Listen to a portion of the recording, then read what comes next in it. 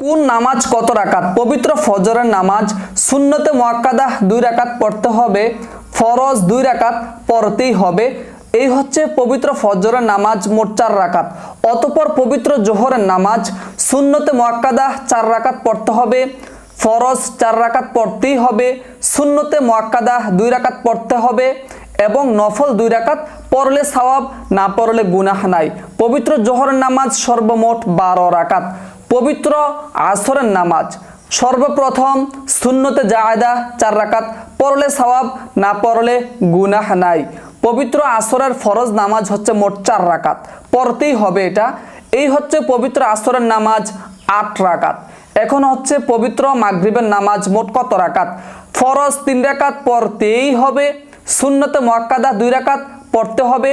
অতঃপরে সুন্নত নামাজের পর নফল নামাজ মাত্র 2 রাকাত পড়লে সওয়াব, না পড়লে গুনাহ নাই।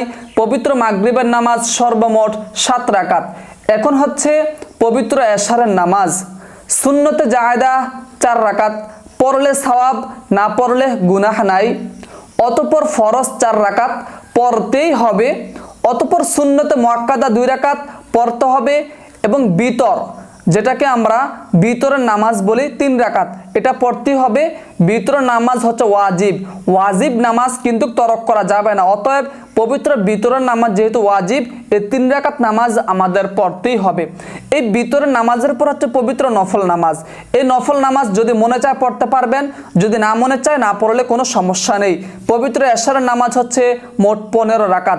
দর্শক, এই 5 ওয়াক্ত নামাজ সর্বমোট হচ্ছে মাত্র 46 রাকাত। এই 46 রাকাত নামাজের মধ্যে 17 রাকাত ফরজ পড়তে হবে এবং 12 রাকাত সুন্নত পড়তে হবে। আর বাকি যে 17 রাকাত বাকি রয়েছে সেটা হচ্ছে সুন্নতে জায়েদা ও নফল, পড়লে সওয়াব, না পড়লে গুনাহ নাই।